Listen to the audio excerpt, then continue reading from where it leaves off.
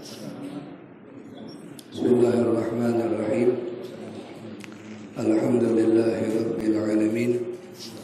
Allahumma shalli wa sallim ala sayyidina wa maulana Muhammadin wa ala alihi wa sahbihi ajma'in. Subhanaka la ilma lana illa ma 'allamtana innaka antal alimul hakim. La ilaha illa anta subhanaka inni kuntu minal zalimin. Wa la hawla wa la quwwata illa billahil aliyyil azim. Amma ba'd. Alhamdulillah, ma'asyiral hadirin wal ikhwan rahimani wa rahimakumullah. Alhamdulillah, kita melanjutkan daripada pembacaan kitab Bidayatul Hidayah yang disusun oleh Al-Imam Abi Hamid Muhammad bin Muhammad Al-Ghazali rahimahullah ta'ala. Kita akan masuk ke dalam pembahasan adabu dukhulil masjidi, adab di saat masuk ke dalam masjid.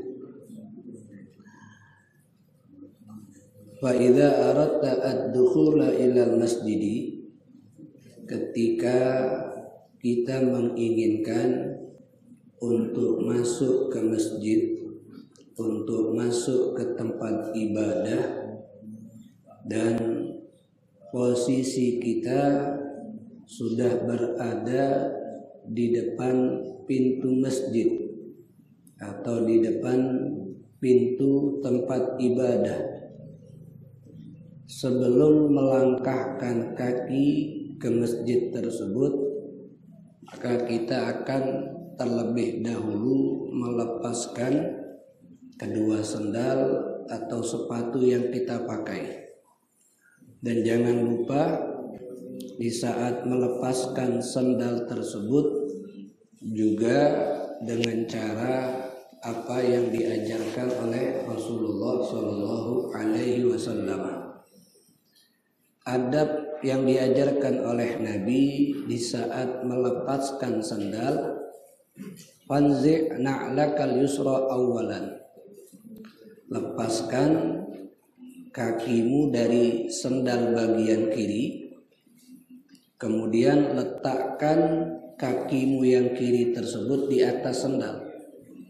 Jadi kaki kita yang masuk ke dalam sendal dikeluarkan dan ditaruh di atas sendal. Tsumma inza'na lakal yumna, kemudian keluarkan kaki kanan kita. Setelah itu baru faqaddim rijlakal yumna, dahului kaki kanan di saat melangkah ke masjid. Di Nabi itu mengajarkan, karena kita masuk ke masjid itu dengan kaki kanan, yang dilangkahkan pertama kali adalah kaki kanan, dan kita menggunakan sandal. Maka sandal yang kita pakai itu saat kita mau melepaskan, lepaskan dulu yang bagian kiri. Jadi kakinya dikeluarkan dari sandal, kemudian kaki kiri itu ditaruh di atas sandal. Jadi sandal itu kita injak. Kemudian baru kaki kanannya dia keluarkan, dan setelah itu baru melangkah kaki kanannya ke masjid. Karena kalau kita melangkahkan kaki kiri ke masjid, berarti tidak melaksanakan adab yang diajarkan oleh Rasulullah. Ada seorang ulama namanya Al-Imam Sufyan bin Uyainah. Beliau itu suatu hari ketika mendengar kabar dari orang-orang yang ada bersama beliau bahwasannya gurunya beliau datang ke satu masjid yang ada di daerah dia. Maka Imam Sufyan bin Uyainah karena sudah lama tidak ketemu dengan gurunya, Dia ingin menjumpai gurunya di masjid itu. Karena rasa rindu yang sudah luar biasa di dalam hatinya beliau, sehingga saat beliau sampai di masjid, beliau lupa dengan adab-adab saat masuk masjid. Sehingga yang beliau langkahkan kakinya di saat masuk ke masjid adalah kaki kiri. Langkah kaki kiri. Sehingga otomatis ketika beliau masuk ke masjid dengan kaki kiri, beliau terdengar ada seperti orang memanggil. Yang panggilan itu, ya Thawr, wahai kerbau. Thawrun itu artinya adalah kerbau. Wahai kerbau. Sehingga setelah kejadian ini lekatlah di nama beliau dengan nama Sufyan Ats-Tsauri. Jadi kalau kita pernah mendengar seorang yang bernama Sufyan Ats-Tsauri, kenapa diberikan gelar Tsauri? Sedangkan Tsauri itu dari kata Thawrun yang artinya kerbau. Karena kejadian ini saat masuk ke masjid tanpa disengaja dengan kaki kiri, sehingga dipanggil kerbau. Berarti kan menunjukkan orang yang beradab adalah manusia, yang tidak beradab adalah hewan. Dan status beliau adalah seorang yang dekat dengan Allah Subhanahu wa ta'ala. Ketika meninggalkan adab walaupun tidak disengaja, maka langsung ada teguran dari Allah Subhanahu wa ta'ala. Nah, kita memang saat meninggalkan adab tidak ada yang memanggil kita dengan kata-kata hewan. Tapi kita telah melakukan apa yang dilakukan oleh hewan, yaitu tidak beradab. Maka terlebih itulah Imam Ghazali menjelaskan tentang adab-adab. Walaupun ini tidak berdosa jika ditinggalkan, tapi inilah menunjukkan hakikat manusia yang telah menjadikan dirinya betul seorang hamba kepada Allah Subhanahu wa ta'ala. Setelah melangkahkan kaki kanan saat masuk ke masjid, begitupun selain masjid itu tempat-tempat yang mulia. Masuk tempat ibadah, masuk ke tempat majelis, masuk ke tempat belajar, tempat-tempat yang mulia. Maka yang pertama kali kaki kita dilangkahkan adalah kaki kanan. Kebalikan, kalau tempat-tempat yang kotor, kaki kiri yang diutamakan. Tapi kalau tempat yang mulia, kaki kanan yang diutamakan. Setelah itu, waqul dan bacalah kalimat doa, Allahumma sholli ala Muhammad wa ala ali Muhammad. Allahumma gfirli dhunubi waftahli abwaba rahmatik. Ini doa saat masuk ke masjid. Allahumma gfirli dhunubi, ya Allah ampunilah dosa-dosaku, waftahli abwaba rahmatik, dan bukakan untuk aku pintu-pintu rahmatmu. Kenapa masuk masjid minta dibukakan pintu rahmat? Sebab di masjidlah tempat yang banyak diturunkan rahmat dari Allah Subhanahu wa ta'ala. Agar bukan hanya dirinya yang masuk ke dalam masjid, tapi dia juga bisa dimudahkan oleh Allah saat di masjid, saat di tempat yang mulia. Dia bisa isi dengan ibadah kepada Allah Subhanahu wa ta'ala, yang biar jadi sempurna rahmat dari Allah Subhanahu wa ta'ala. Itulah yang Nabi ajarkan. Jadi bukan hanya cukup masuk ke tempat yang baik. Kenapa diajarkan baca doa ini? Minta dibukakan pintu rahmat. Maknanya minta dimudahkan saat ada di tempat yang baik, melakukan sesuatu yang dia bisa dapat rahmat. Sehingga saat ada di tempat baik tadi, waktunya tidak terbuang sia-sia. Dia isi dengan sholat, dia isi dengan zikir, dia isi dengan segala hal-hal yang di situ dia mendapatkan rahmat dari Allah Subhanahu wa ta'ala. Itulah hikmah doa yang diajarkan oleh Nabi Muhammad Shallallahu Alaihi Wasallam. Kenapa? Karena masuk ke tempat yang baik itu mudah. Banyak orang yang masuk ke tempat yang baik, tapi ketika sudah sampai di tempat yang baik, dia tidak banyak mengisi waktu di tempat yang baik tadi dengan ibadah. Hanya sekedar duduk. Bahkan bisa dikatakan jasadnya ada di tempat yang baik, tapi pikirannya itu bukan di tempat yang baik. Hatinya tidak berada di tempat yang baik. Bahkan mohon maaf, sekarang ini ada di tempat yang baik, tapi dia tidak melakukan yang mendatangkan rahmat.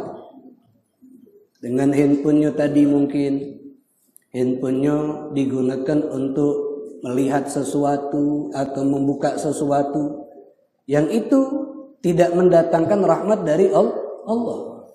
Nah, biar ketika badan kita sudah ada di tempat yang baik, biar penuh rahmat Allah, kebaikan dari Allah buat kita, Nabi ajarkan saat ngelangkah itulah langsung minta sama Allah. Allahumma ighfir li dzunubi waftah li abwaba rahmatik. Biar apa? Jasad sudah ada di tempat yang baik, sehingga kita pun dimudahkan jasad ini untuk melakukan yang baik-baik, biar betul-betul dapat rahmat dari Allah Subhanahu wa ta'ala, sehingga waktunya tidak terbuang. Waktunya diisi dengan hal-hal yang bisa menguntungkan buat dia nanti di hari kiamat. Wa mahma ra'aita fil masjid, dan ketika kamu sudah berada di dalam masjid dan kamu melihat di dalam masjid tersebut, ini khusus di masjid, mayyabi'u, orang yang menjual, au yabta'u, atau membeli. Jadi ketika di dalam masjid kita melihat ada orang yang melakukan transaksi jual beli, fagul, maka bacalah kalimat la arbahallahu tijaratak. Mudah-mudahan Allah tidak menguntungkan dagangan kamu. Tidak diuntungkan dagangan kamu oleh Allah Subhanahu wa ta'ala. Nah, itu bacaan dibaca saat melihat orang melakukan transaksi jual beli di masjid. Wa idza ra'aita fihi may yanshidu dhallah, dan ketika melihat di dalam masjid tersebut ada orang yunshid. Yunshid itu yang yatlub, yang mencari-cari ad-dhallah, barangnya yang hilang. Jadi kalau ada lihat di masjid, melihat ada orang sedang mencari, dengan lisannya mungkin, siapa yang lihat barang aku. Posisinya dia ada di dalam masjid, maka kita disunnahkan untuk membaca doa la raddallahu alaika dhalatak. Mudah-mudahan barang hilangmu tidak dikembalikan oleh Allah Subhanahu wa ta'ala.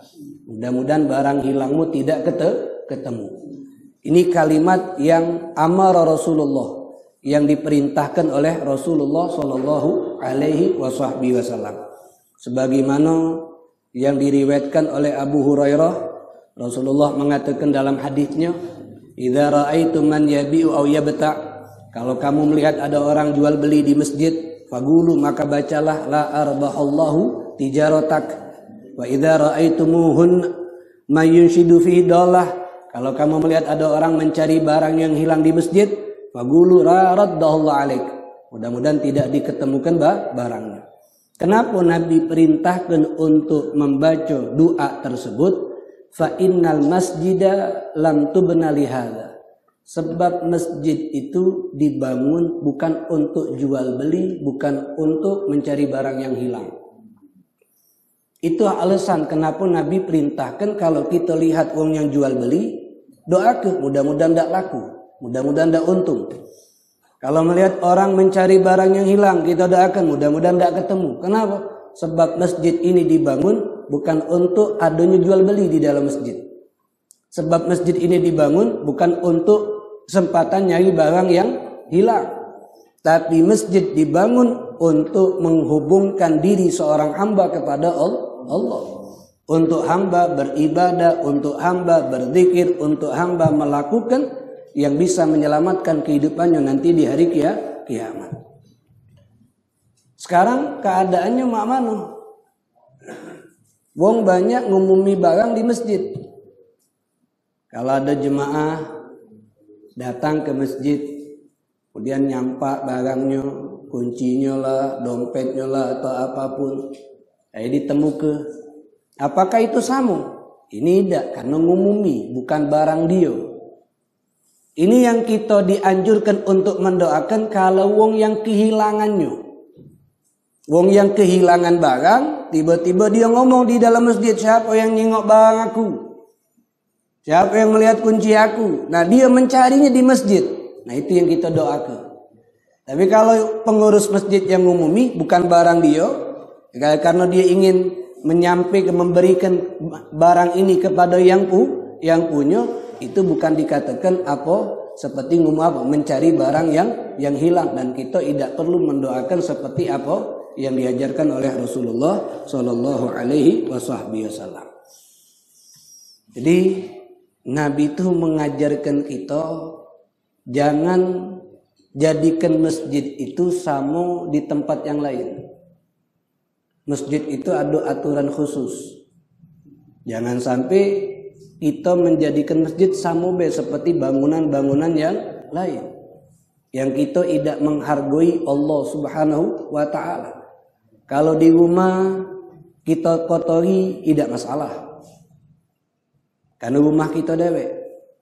Tapi kalau di masjid kita ngotori, itu bermasalah, karena ini rumahnya Allah Subhanahu wa Ta'ala. Sehingganya dari permasalahan ini Nabi itu mengajarkan kita, hormatilah tempat-tempat yang di situ kita banyak mendapatkan rahmat dari Allah Subhanahu wa Ta'ala. Dan jangan dikira membersih ke masjid, membersih ke tempat ibadah itu pahalanya kecil. Tidak. Wong yang mengabdikan dirinya untuk mengurusi, untuk memakmurkan tempat ibadah, itu wong yang akan banyak dapat kemuliaan dari Allah Subhanahu wa Ta'ala. Sudah ada dari masa dahulu kala. Salah satu contohnya Hannah. Hannah ini seorang perempuan yang dia melahirkan seorang anak perempuan yang bernama Maryam. Hannah ini dia sebab mempunyai anak Siti Maryam karena suatu hari beliau sedang duduk dan melihat ada seekor burung bawa makanan dan diberikan sama anaknya. Nah, melihat bagaimana sayangnya seorang induk dengan anaknya, di situ ada keinginan dari Hannah untuk dia mendapatkan anak. Makanya Hannah berkata, itu yang Allah ceritakan dalam surat Maryam, inni nazartu laka ma fi batni muharraran. Ya Allah, aku bernazar kepadamu. Bernazar itu punya keinginan. Punya keinginan ini terbagi dua. Ada punya keinginan yang jadinya sunnah, ada punya keinginan yang melakukannya wajib. Punya keinginan yang melakukannya sunnah itu adalah hanya memasang niat. Tapi kalau punya keinginan yang melakukannya wajib, itu adalah nazar. Jadi nazar itu punya keinginan, belum dilakukan. Saat terjadi baru dilakukan. Nah, melakukannya karena dinazari hukumnya jadi wajib. Kalau niat baru keinginan, belum dilakukan. Saat terjadi baru dia melakukan, dan melakukannya adalah sunnah. Nah, ini dia punya keinginan kepada Allah Subhanahu wa Ta'ala kalau dia diberikan anak lagi. Yaitu ma fi batni, apa yang ada dalam perutku. Maknanya kalau aku nih hamil lagi, aku punya keinginan untukmu ya Allah, anak ini muharraran, akan aku jadikan muharrar. Muharrar itu adalah khadim lil baitil maqdis, orang yang mengabdikan dirinya untuk mengurusi kemakmuran Baitul Maqdis. Itu memakmurkan tempat ibadah. Akhirnya karena keinginannya yang baik, kemudian yang dia inginkan dari sesuatu yang baik, akhirnya Allah wujudkan. Sehingga dia diberikan anak. Nah, walaupun anaknya perempuan, tapi karena sudah keinginannya itu adalah anaknya menjadi pelayan di Baitul Maqdis, walaupun perempuan, langsung diberikan oleh Hannah anaknya untuk mengabdi di Baitul Maqdis. Berarti kan mereka tuh tahu begitu mulianya kalau wong yang memakmurkan tempat ibadah. Sehingga dijadikan satu nazar kalau punya anak, anaknya akan dijadikan pelayan masjid. Akan menjadikan wong yang memakmurkan tempat ibadah. Karena mereka tahu tidak akan jadi hina anaknya. Tidak akan jadi rendah martabat anaknya. Walaupun diletakkan di tempat yang di situ dia bisa memakmur ke tempat ibadah. Ini kan pelajaran. Banyak daripada beberapa kaum muslimin tidak mau misalnya menyuruh anaknya jadi sukses atau hafal Quran. Kenapa? Takut kaget balik-balik kau ke masjid baik. Seakan-akan masjid itu kan jadi tempat yang hina sekarang nih. Wong yang memakmurkan masjid itu seperti wong yang rendah martabatnya di pandangan manusia. Kita kan tidak perlu pandangan manusia. Yang kita perlu adalah pandangan Allah Subhanahu wa taala. Yang ngurusi masjid, mohon maaf, marbot kan di pandangan manusia kan rendah. Tapi kalau dia lakukan itu untuk memakmurkan masjid, untuk memuliakan tempat ibadah, pandangan Allah akan memuliakan dia. Jangan dilihat pandangan manusia. Dalam beramal itu jangan lihat pandangan manusia, tapi yang kita lihat adalah pandangan Allah. Allah ridho, lakukan. Allah muliakan, lakukan. Itulah mereka. Bagaimana mereka tuh tahu cara untuk mendapatkan kemuliaan dari Allah Subhanahu wa taala. Sehingga Maryam lahir pengurus di masjid. Walaupun bukan Hannah yang mengurusinya, dititipkan oleh Hannah kepada orang-orang yang lebih banyak waktunya di masjid, itu laki-laki. Sehingga saat diletakkan di masjid, saat itu usia Hannah sudah hampir 2 tahun, sudah disusui, Siti Maryam sudah disusui, diletakkan oleh ibunya di masjid dengan ayahnya yang membawa. Ayahnya imam masjid saat itu. Akhirnya mereka ketika tahu ini ada anak perempuan yang dititipkan oleh ibunya sebagai nadar untuk mengurusi masjid, memakmurkan masjid Baitul Maqdis, mereka berebutan untuk ngasuh. Mereka berebutan untuk ngasuh, apalagi mereka tahu ayahnya adalah seorang imam. Akhirnya saat mereka berebutan, semuanya kepengen ngembek, kepengen ngasuh. Akhirnya ada saran salah satu di antara mereka, gimana kalau kita tulis nama kita masing-masing, kemudian kita undi. Siapa yang keluar, dialah yang berhak mengasuh. Di situ ada Nabi Zakaria. Saat Nabi dikuncang, yang keluar nama Nabi Zakaria. Sehingga yang lain merasa keberatan. Kenapa? Karena yang lain kepengen ngasuh. Akhirnya kita ulang lagi dengan cara yang lain. Kita tulis nama kita di pena. Kemudian pena itu kita lemparkan ke sungai. Kalau penanya mengikuti arus sungai, maka dia yang berhak mengasuh anak ini. Saat yang lain melemparkan penahnya berjalan melawan arus sungai. Tapi ketika Nabi Zakaria melempar, itu penanya mengikuti arus sungai. Sehingga Nabi Zakaria yang berhak. Mereka masih belum menerima. Sekali lagi, kita lemparkan pena kita. Kalau penanya berjalan melawan arus sungai, dia yang berhak. Ketika mereka melempar, ternyata pena mereka mengikuti arus sungai semuanya. Cuma Nabi Zakaria yang berlawanan dengan arus sungai. Ya, karena Allah sudah menetapkan Maryam akan diasuh oleh Nabi Zakaria. Kalau sudah menjadi ketetapan Allah, usaha manusia gimana pun hebatnya tidak akan sampai. Walaupun sudah dimaksimalkan untuk mendapatkan, kalau tidak ditentukan Allah tidak bakal dapat. Ya sudah diasuh Nabi Zakaria. Sehingga Siti Maryam itulah semasa hidupnya menjadi wanita yang mulia. Dihabiskan waktunya untuk sholat, dihabiskan waktunya untuk memakmurkan masjid, membersihkan masjid segala macam. Sampai turun kemuliaan dari Allah yang membuat Nabi Zakaria kagum. Saat beliau bawa makanan dari rumah untuk memberikan kepada Siti Maryam yang dia buatkan sikok ruangan tempat istirahatnya dekat Baitul Maqdis. Biar tidak terlalu jauh dengan Baitul Maqdis. Saat masuk ke ruangan tadi dia sudah dapatkan di ruangan tersebut makanan. Yang hebatnya yang buat Nabi Zakaria kagum itu makanan yang ada di ruangan tersebut. Makanan yang tidak musim pada masanya. Bukan makanan yang musim, makanan yang tidak musim. Yang tidak kate ado. Yang lagi tidak musim ado. Sehingga Nabi Zakaria heran, kagum sehingga bertanya, "Anna laki hada?" Dari mana kau dapatkan ini wahai Maryam? Qalat huwa min indillah. Ini datang dari Allah Subhanahu wa taala. Turun dari langit langsung memberikan makanan kepada Sayyidatuna Maryam. Sebab apa? Gawinya cuma makmurkan masjid. Memakmurkan tempat ibadah, dan dia isi juga waktunya dengan ibadah kepada Allah Subhanahu wa taala. Itu pertama kemuliaan Siti Maryam. Kemuliaan yang kedua, dia bisa mendapatkan anak tanpa dinikahi oleh laki-laki. Itu Nabi Isa alaihissalam. Makanya Isa bin Maryam, Isa putranya daripada Maryam. Dan Rasulullah juga begitu. Sangat senang sama orang yang perhatian dengan tempat ibadah. Sampai dalam riwayat ketika Rasulullah mendengar masuk ke dalam masjid, Nabi melihat ada satu perempuan yang sering Nabi lihat mengurusi masjid, membersihkan masjid. Tiba-tiba tak kati. Sehingga Nabi bertanya, di mana wanita itu?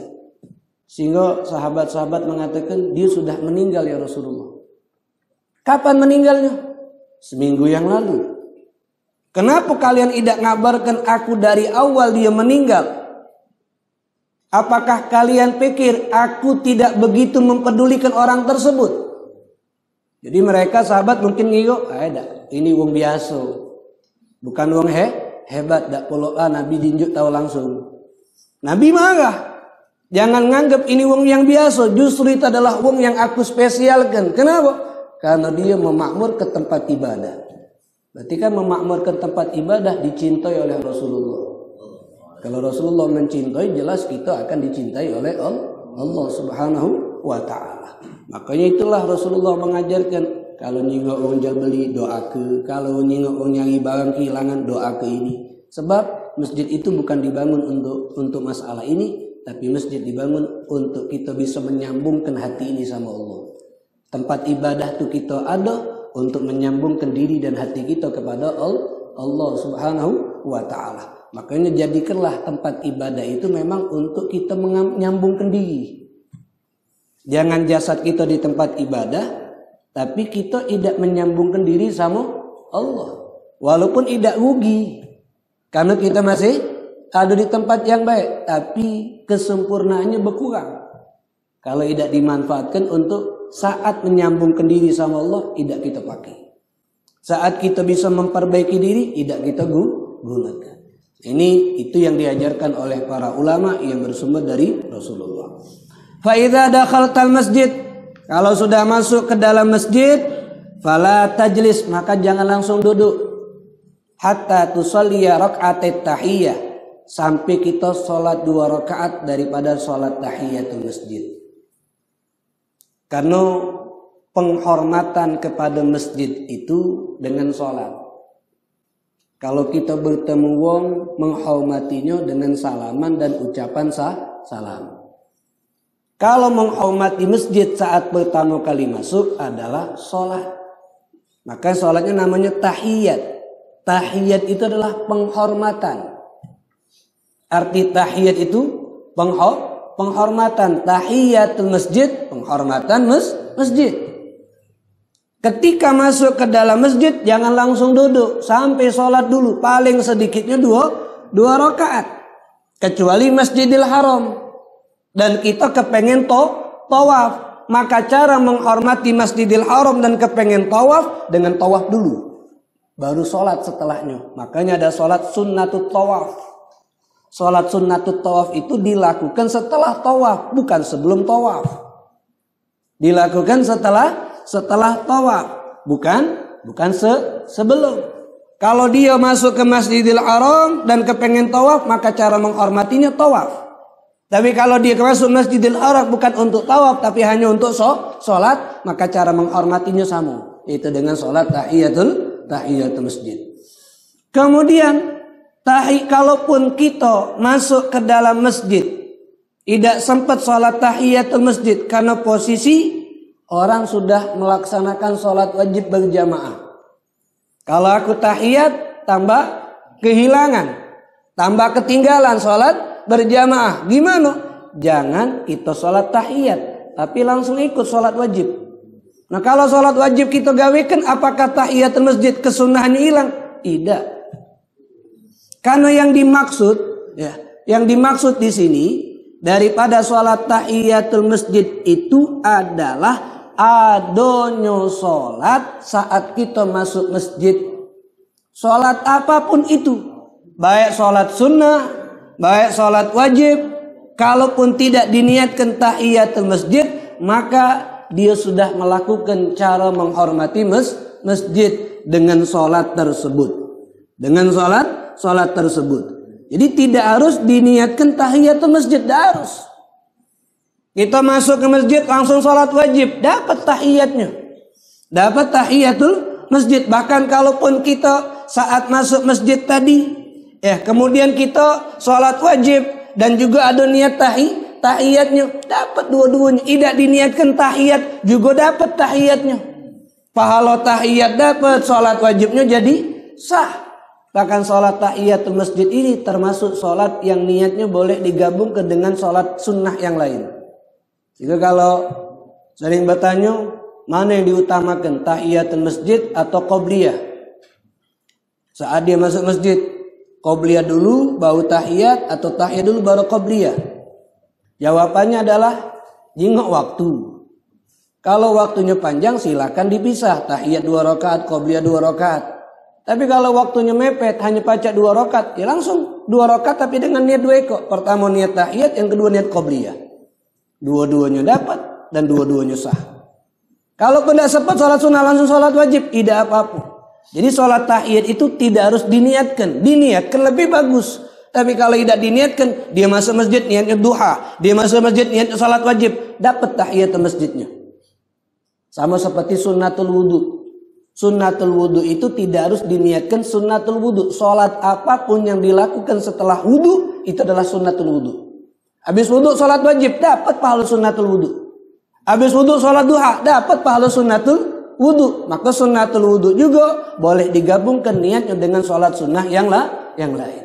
Jadi Nabi Muhammad mengatakan, kata Imam Ghazali, saat masuk masjid jangan duduk dulu kecuali laksanakan sholat. Paling sedikitnya 2 rakaat dengan niat tahiyatul masjid lebih bagus. Tapi kalau tidak bisa diniatkan tahiyatul masjid karena langsung sholat wajib atau sholat sunnah yang lain, tidak masalah, dapat tahiyatul masjidnya.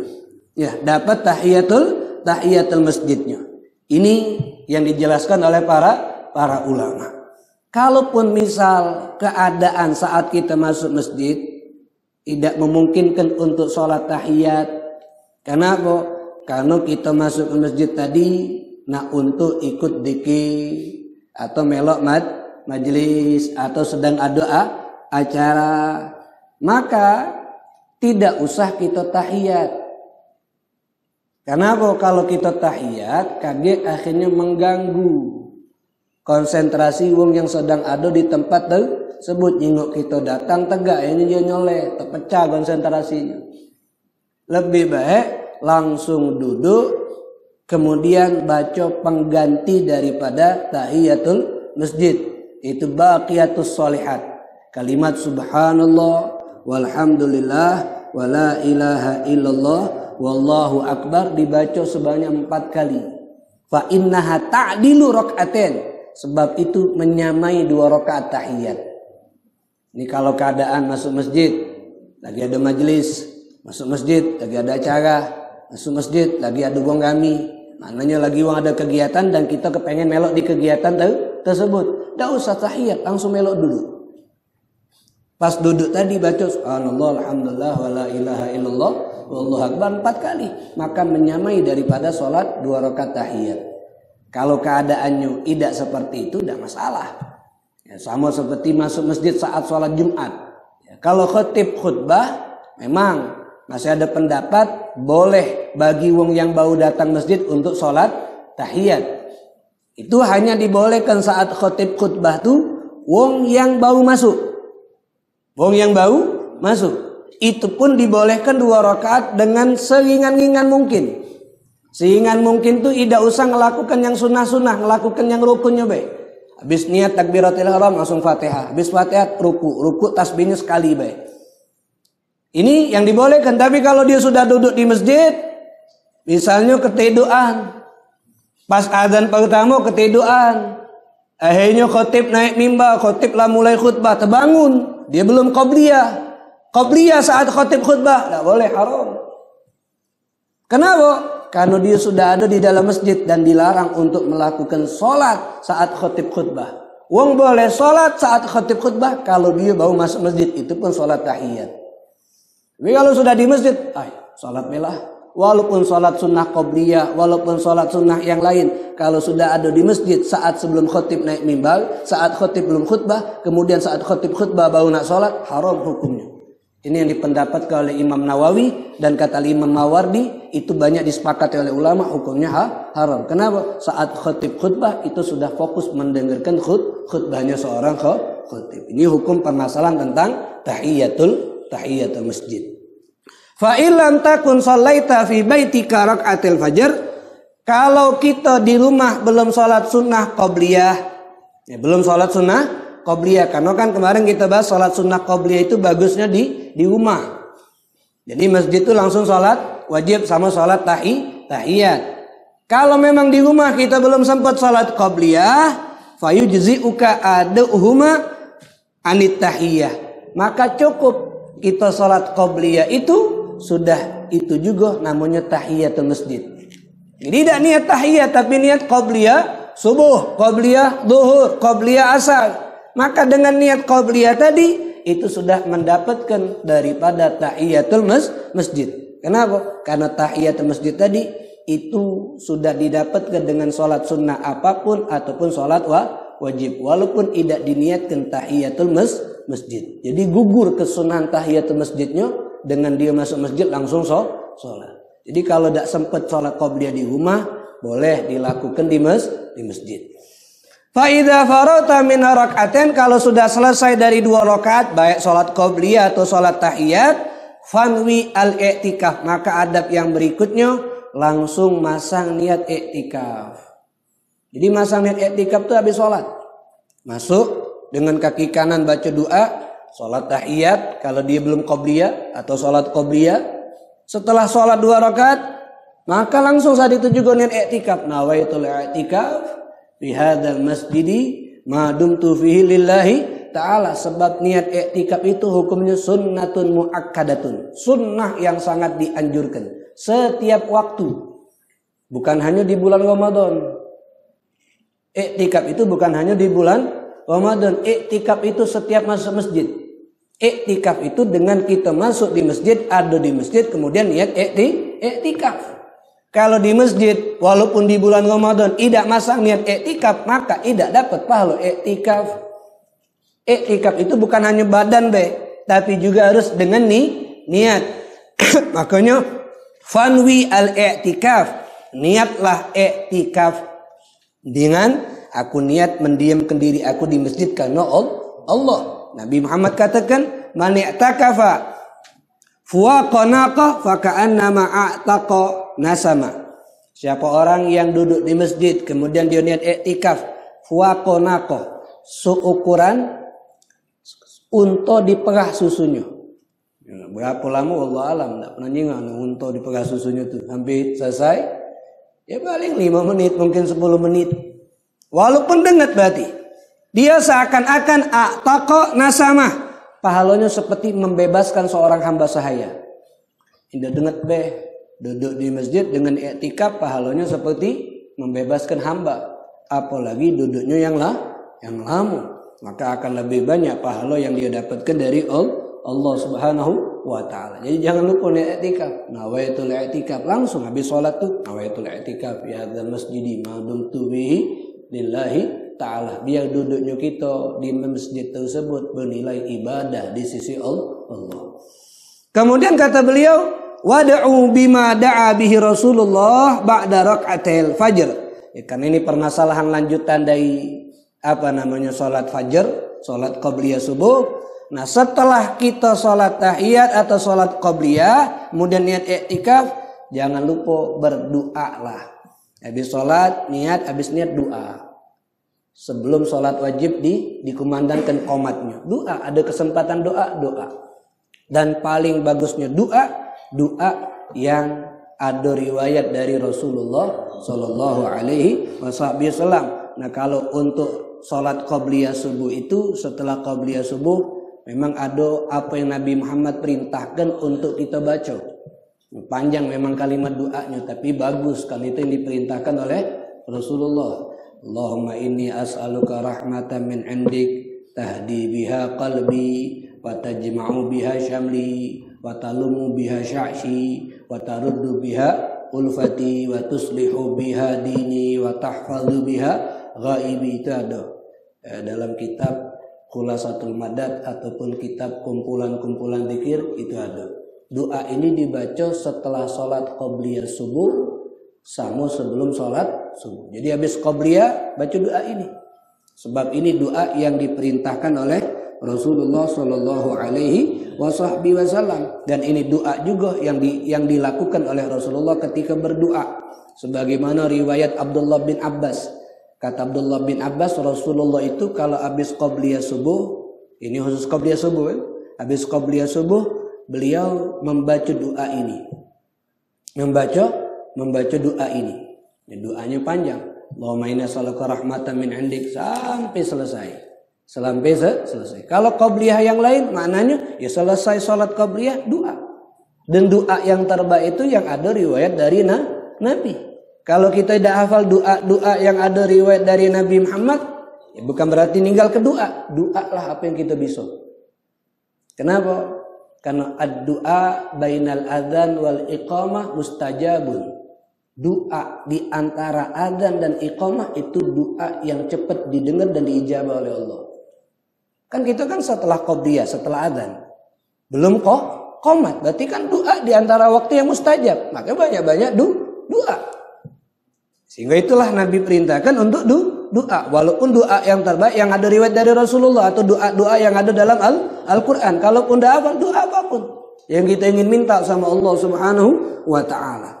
Fa idza faragta minad du'a, kalau sudah selesai daripada berdoa, fala tashtagil, maka jangan kita sibukkan diri kita ila waqtil fardhi, sampai waktu qomat. Ya, sampai waktu qomat. Misal kita sudah salat qabliyah, sudah doa, sudah masang niat iktikaf, tapi belum qomat juga. Masih ada waktu. Nah, apa yang kita isi? Nunggu waktu sampai qomat. Ini kata beliau. Jangan kita sibukkan sampai waktu fardhi, itu waktu qomat untuk salat wajib, illa bifikrin, kecuali apa? Dengan tafakur. Tafakuri diri, sudah berapa banyak dosa, sudah berapa banyak ngabdi ke diri sama Allah. Au tasbih, atau membaca tasbih. Au qiraati Quran, atau membaca Quran, atau zikir-zikir yang lain. Baca tahlil, baca tahmid, atau baca sholawat, atau baca istighfar. Kalau masih ada waktu, habis doa masih ada waktu, belum qomat, isi. Bahasanya jangan kosong dari ibadah, isi yang lebih banyak, kita dapat pahala dari Allah Subhanahu wa Ta'ala. Ini ada riwayat apa yang kita bisa isi. Disebut oleh Imam Nawawi Al-Bantani. Pertama, kata Rasulullah, man qala sabihata yaumil jum'ah, siapa orang yang baca di subuh hari Jumat, qabla sholatil ghada, sebelum sholat subuh, berarti kan antara qabliyah dan subuh. Yang bisa kita lakukan habis doa, nunggu qomat, apa yang nak dibaca ke. Nah, ini kata, kalau ini khusus hari Jumat. Apa kalimatnya? Baca astaghfirullahaladzim alladzi la ilaha illa huwal hayyul qayyum wa atubu ilaih 3 marrat, 3 kali. Apa balasannya? Ghafarallahu dzunubahu, Allah ampuni dosa dia, walau kanat mithla zabadil bahr, walaupun seperti buih-buih yang ada dalam lautan. Ini khusus hari Jumat. Kemudian juga bisa ini amalan yang bisa dibaca setiap waktu salat. Yang ini biasanya diajarkan oleh pondok-pondok pesantren, bahkan kalau di Hadramut itu diamalkan ini. Diamalkan ini habis adzan, habis qabliyah, sembari nunggu jemaah datang, kemudian qomat, membaca subhanallah 10 kali, subhanallah sampai 10 kali.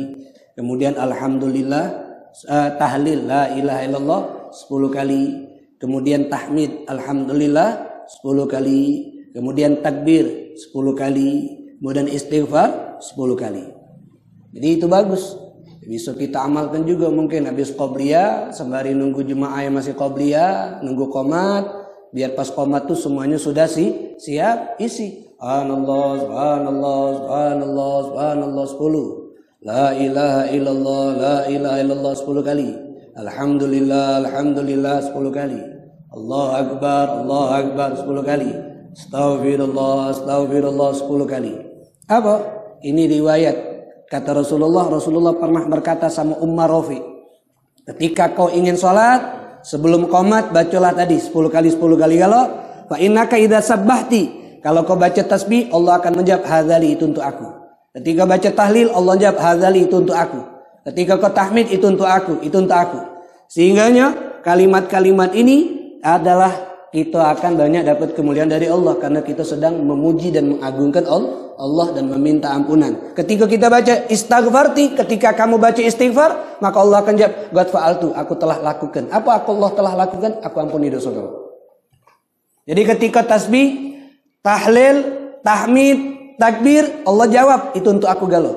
Karena kita sedang menyucikan Allah, mengagungkan Allah. Saat kita istighfar, kita minta ampunan, Allah jawab qad fa'altu, aku telah lakukan. Apa yang Allah lakukan? Kita minta ampunan, berarti diampuni oleh Allah. Ini yang Rasulullah sampaikan kepada Ummah Rafi yang dibaca setelah qobliyah sembari nunggu qomat. Jadi bagus, diamalkan, tidak panjang. Subhanallah 10, la ilaha illallah 10, kemudian Allah akbar alhamdulillah 10, Allah akbar 10, istighfar 10, kemudian qomat, langsung melaksanakan sholat. Jadi ini luar biasa adab-adab ini yang tujuannya biar kita lebih banyak dapat rahmat, biar kita lebih banyak dapat pahala dan ridho Allah Subhanahu wa taala. Nah, setelah itu baru Imam Al-Ghazali akan menjelaskan adab-adab yang lainnya. Mudah-mudahan ini bisa kita amalkan dan bisa kita terapkan dalam kehidupan kita sehari-hari. Amin. Amin ya rabbal alamin. Bismillahirrahmanirrahim. Alhamdulillahi rabbil alamin. Allahumma salli wa sallim ala sayyidina Muhammadin wa ala ali sayyidina Muhammad. Ya Rabbana i'tarafna bi annana iqtarafna wa annana asrafna ala ladha ashrafna fatub alayna tawbah taghsil kulli hawbah واستر لنا العورات وآمن الروعات واغفر لوالدينا ربي ومولودينا والأهل والإخوان وسائر خلاني وكل ذي محبة أو جيرة أو صحبة والمسلمين أجمع آمين ربي أسمع فضلا وجودا منا لا باكتساب منا بالمصطفى رسولي نحظى بكل سولي صلى وسلم ربي عليه عد الحب وآله وصحبه عدد طش الصحب والحمد لله في البدء والتناهي بسر الفاتحة.